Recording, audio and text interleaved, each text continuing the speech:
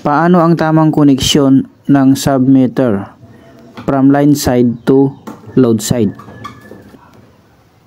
Dun sa mga kaibigan natin, ang video tutorial na ito. Para sa mga kaibigan natin na baguhan, i-share ko naman kung paano i-install ang submeter to circuit breaker. So dito yung loob ng bahay mo, dito ka gagamit. Yan. Maglalagay tayo ng outlet. Lagyan natin ng wire. Sunod naman natin itong home run. Ito yung home run natin papuntang breaker.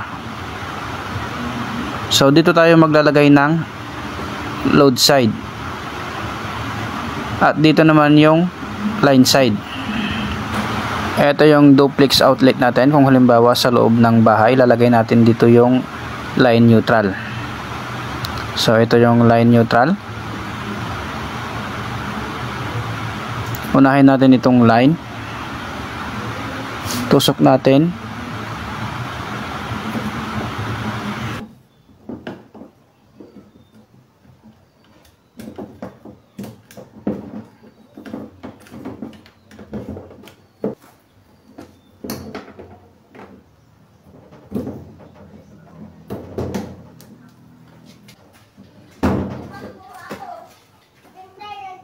Unahin nating splice itong neutral. Itong neutral na to papuntang breaker. Splice natin.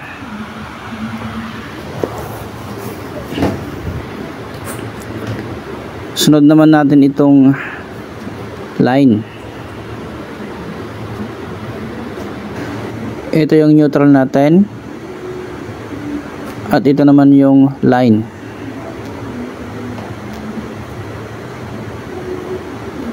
Lagay natin to sa breaker.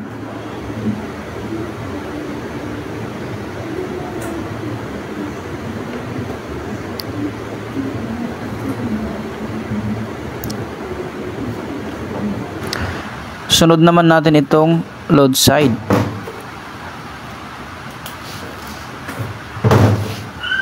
Ito yung halimbawa, ito yung ano natin guys, yung panel box natin papunta sa submeter. Ito yung load side. Itong neutral lagay natin dito sa pangatlong pin ng submeter. Doon sa pangatlo yan guys yung neutral natin. Ito naman yung line, lagay natin sa pang-apat.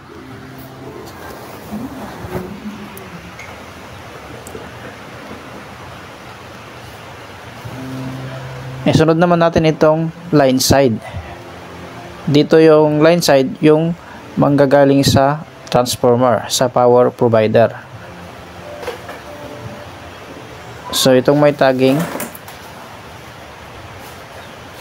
ito yung line natin. Yung may tagging guys,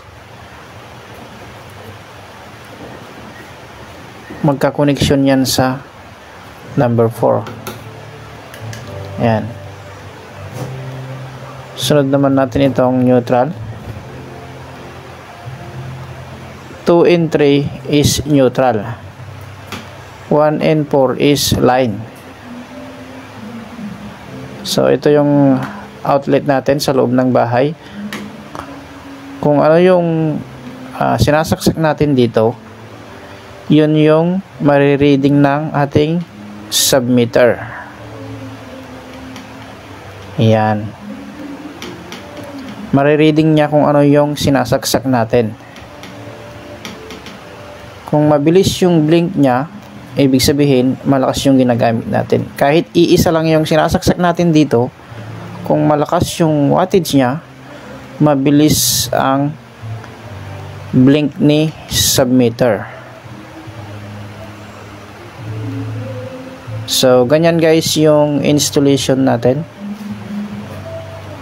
Try natin magsaksak kung okay ba yung installation natin. Saksak natin. Taas breaker. Ayan, switch on.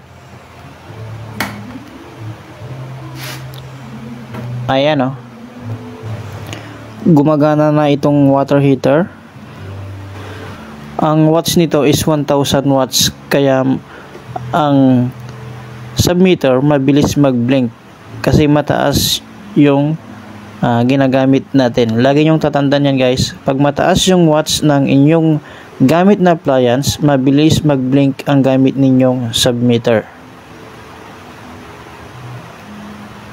Mas makonsumo, mas malaki ang babayaran syempre. Ito yung installation natin. Zoom ko lang. Itong dalawang red, ito yung line side papuntang transformer, power provider. Ito naman 3 and 4, yun yung load side papuntang panel board or circuit breaker. So yan lang. Maraming salamat.